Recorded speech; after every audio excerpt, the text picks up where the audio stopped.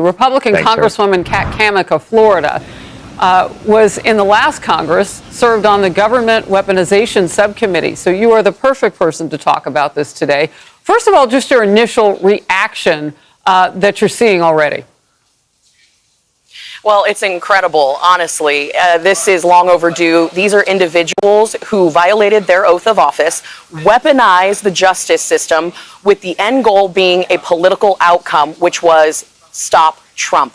These individuals intimidated witnesses, they withheld evidence, and I think that their firing should just be the beginning. Honestly, if we're going to be back into a place where we are a nation of law and order and accountability, there need to be legal consequences for these individuals.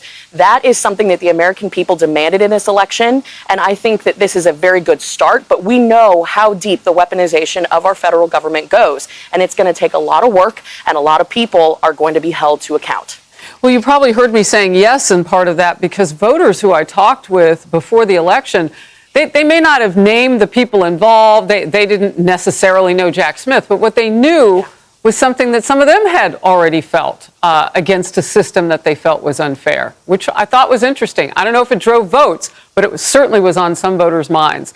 Well, Congresswoman, what would you say to critics who claim that this is retaliation for going after Trump?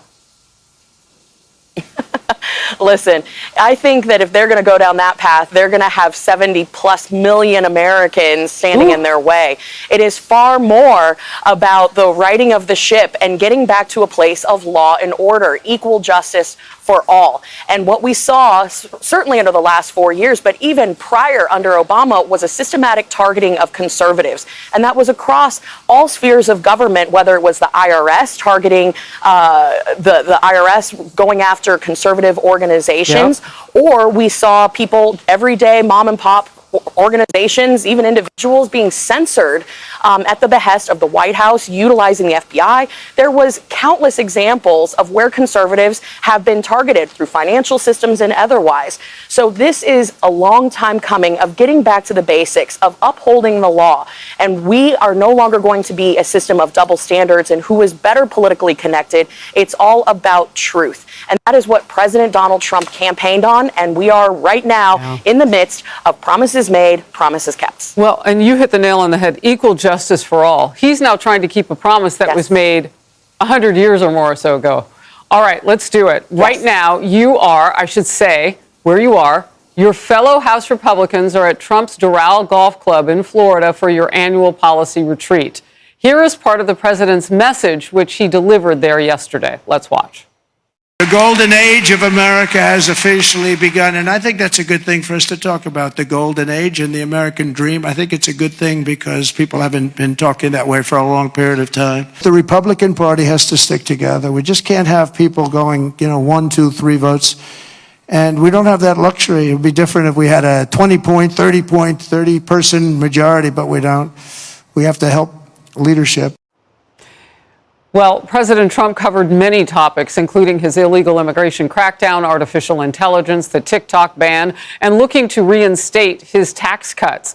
He also pushed for a bill or bills, several, whatever it took to deliver on his agenda. House Speaker Mike Johnson with this. Some big decisions will be made here in the next few days, and we'll align with the Senate and our colleagues there, and we will move forward on that agenda. The reconciliation process, the appropriations that we have to wrap up, and the other issues that are upon us. So all the Republicans are rolling their sleeves up. There is a lot of work being done. There has been a lot of work done behind the scenes up to lead us to this point, and we are really excited to deliver for the American people, and we will. And you see her there. That is the conference chair, Lisa McClain, on the right of your screen. And in a new op-ed, she writes this. In November, 77 million people gave us a clear mandate. They told us they want results, not excuses. In the span of just a few weeks, House Republicans have passed meaningful legislation. These are not just symbolic victories. They're a sign our message is getting through, even among those who've long opposed us. Our agenda is America's agenda. Why would anyone block or be opposed to our agenda, end quote.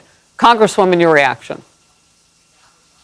Listen, if the last week has been any indication, we've seen more winning in 7 days than we saw in Biden's 4 years. And you can probably tell I'm squinting a little bit. And, you know, I'd like to say that the future's so bright that I got to wear shades, but that wouldn't work for TV. But it is bright out here, and not just because of the Florida sunshine. It's because of what we have in terms of potential ahead of us. We have got to be one team, one mission. The president was so right. We have to be united as we march forward on these big ticket items like reconciliation. And for all the viewers at home, you're going to hear that a lot. Reconciliation, that is just a really fancy way of saying we are going to put a package together that drains the swamp. It's the energy, it's the border package, it's the regulatory reform. It's taking on these big ticket items with a special procedure that allows us to get it done, because Lisa McClain's right.